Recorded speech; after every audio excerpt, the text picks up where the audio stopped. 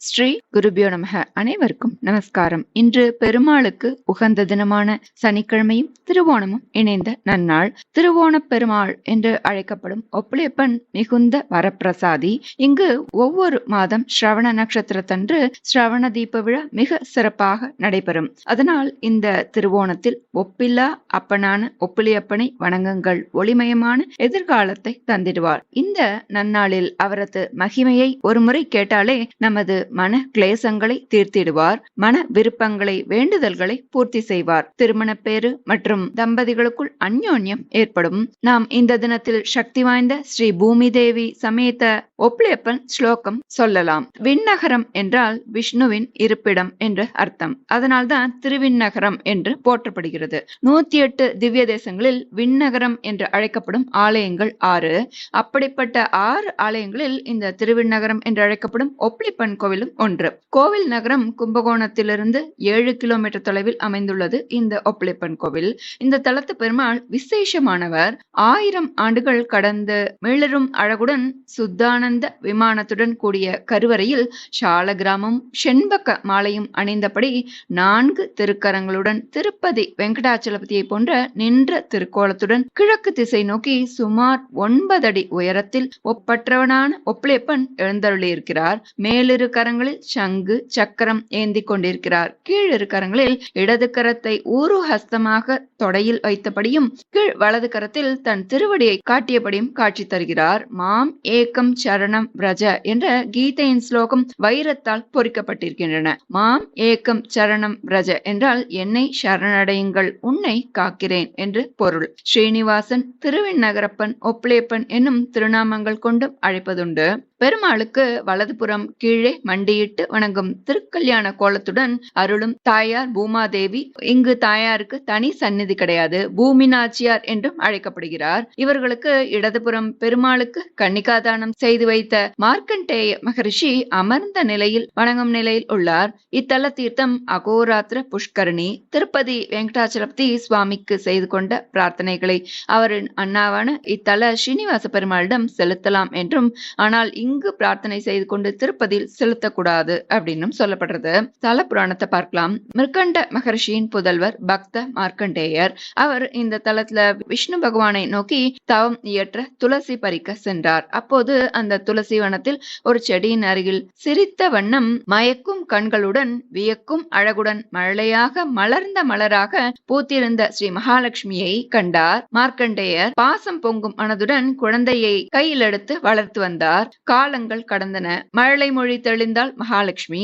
அப்போது அவளை திருமணம் செய்து கொள்ள பெருமாள் எண்ணினார். வயது முதிர்ந்த அந்தனர் வடிவில் ஒரு பங்குனி மாதம் ஏகாதசி திருவோணம் கூடிய சுப தினத்தில் மார்க்கண்டேயரிடம் வந்து தான் மணமுடிக்க மகாலட்சுமி பெண் கேட்டார். மார்க்கண்டேயரோ, என் பெண்ணோ சிறு குழந்தை, அவள் சமையலில் லவணம் அதாவது உப்பு சேர்க்க கூட அறியாத வயது, அப்படி இருக்க எப்படி இது சாத்தியமாகும்னு கேட்க, அந்தனர் வடிவில் வந்த பெருமாள் தங்களுடைய புதல்வி உப்பு சேர்க்காமல் சமைத்தாலும் கூட பரவாயில்லை, நான் அதை அமுதமாக ஏற்றுக்கொள்வேன்னு பெருமாள் பதிலுரைக்க, வந்திருப்பது மகாவிஷ்ணு என்பதை அறிந்து கொண்டார் மார்க்கண்டேய மகரிஷி. பெருமாளுக்கு தன் பெண்ணை கன்னிகாதானம் செய்து கொடுத்த தலம் இந்த திருவிண்ணகரம் எனும் ஒப்புளியப்பன் கோவில். அதனால் இத்தலத்தில் இன்றும் பிரசாதங்களில் உப்பு சேர்ப்பதில்லை. எனவே உப்பு சுவையை நீக்கிய பெருமாள் என்பதால் லவண வர்ஜித வெங்கடேசன், உப்பினை விளக்கிய பெருமாள் அப்படின்னு சொல்லப்படுறது. உப்பு இல்லாத பெருமாள் உப்பில்லா அப்பன் உப்புளியப்பன் அழைக்கப்படுறார். 108 திவ்ய தேசங்களில் இந்த திவ்ய தேசத்தில் மட்டும்தான் உப்பில்லாத பிரசாதம் வழங்கப்படும்ன்றது குறிப்பிடத்தக்கது. மார்க்கண்டேய மகரிஷி, கருட பகவான், காவேரி அன்னை, தர்ம தேவதை ஆகியோர் இந்த தல பெருமாளை வணங்கி பேறு பெற்றுள்ளார்கள். இத்தலத்தில் உள்ள பூமி நாச்சியார் சமேத உப்புளியப்பனை நெய் தீபமிட்டு துளசி மாலை சார்த்தி வேண்டிக் கொண்டால் வாழ்வில் வளமும் நலமும் நிறையும் என்பது ஐதீகம். ஒரு பசுவின் குளம்படி அளவுக்கான நிலத்தை ஒப்புளியப்பன் கோயிலுக்கு வழங்கினால் மோட்சம் நிச்சயம் என்கிறது ஸ்தல புராணம். ஒவ்வொரு மாதம் ஸ்ரவண நட்சத்திரத்தன்று ஸ்ரவண தீப விழா இங்கு மிக சிறப்பாக நடைபெறும். ஒப்புளியப்பன் மிகுந்த வரப்பிரசாதி. ஒரு முறையேனும் ஒப்புளியப்பன் திருத்தலத்துக்கு வந்து துளசி மாலை சார்த்தி வேண்டிக் கொண்டால் சகல சம்பத்துகளும் தந்தருள்வார் எம்பெருமாள். இந்த திருவோணத்தில் ஒப்பில்லா அப்பனான ஒப்புளியப்பனை வணங்குங்கள், ஒளிமயமான எதிர்காலத்தை தந்திடுவார். நாம இப்போ ஸ்ரீ பூமி தேவி சமேத ஒப்புளியப்பன் ஸ்லோகம் பார்க்கலாம். उद्यत्कोटिदिवाकरेन्दु सुभगं पीताम्बरालङ्कृतं नानाभूषणभूषितं नवगणश्यामं प्रसन्नाननं लावण्याम्बुनिधिं निरस्तलवनं श्रीशङ्खचक्राञ्चितं श्रीवैकुण्ठपुराधिपं शुभतनुं भूम्याः पतिं संश्रये. இதன் பொருள், உதிக்கின்ற கோடிக்கணக்கான சூரிய சந்திரர்களைப் போல காண இனியனாய் பீதாம்பரத்தையும் பல்வகை அணிகளையும் அணிந்து கருமுகில் போன்ற திருநிறத்துடன் அடியார்களுக்கு அருள்வதற்கு ஏற்ற குளிர்ந்த திருமுக மண்டலத்தை உடையவனாய், அழகுக்கு உறைவிடமாய் திருவாழி திருச்சங்குகளை தரித்தவனாய், சேவிப்பவர்களின் பாபத்தை போக்கவல்ல திருமேனி உடையவனாய், லவண சுவையை அறவே வெறுத்தவனாய், பூமி தேவிக்கு நாயகனாகிய திருவிண்ணகரப்பனை எப்பொழுதும் தொழுகின்றேன். அடுத்த ஸ்லோகம்.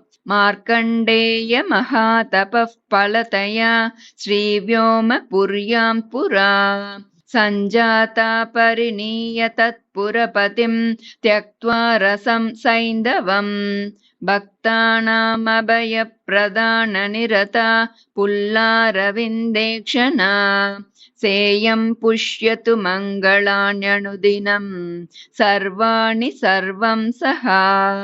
இந்த ஸ்லோகத்தோட பொருள், மார்க்கண்டேய முனிவரின் அரும்பெரும் தவ பயனாய் திருவிண்ணகரில் முன்பு அவதரித்து திருவிண்ணகரப்பனை மனம் புரிந்து கொண்டு லவண சுவையை வெறுத்தொழிந்து அடியார்களுக்கு அபயம் அளிப்பவளாய் மலர்ந்த தாமரை கண்களையுடையவளான பூமாதேவி எப்பொழுதும் சர்வ மங்களங்களையும் அளித்தருள்க. இதுதான் இந்த ஸ்லோகத்தோட பொருள். இந்த திருவோண திருநாளில் இந்த ஸ்லோகத்தை சொல்லி பூமாதேவி சமேத ஒப்ளியப்பனை பிரார்த்தித்து சர்வ மங்களங்களையும் பெற்றிடுவோம். நல்லதே நடக்கும். நமஸ்காரம்.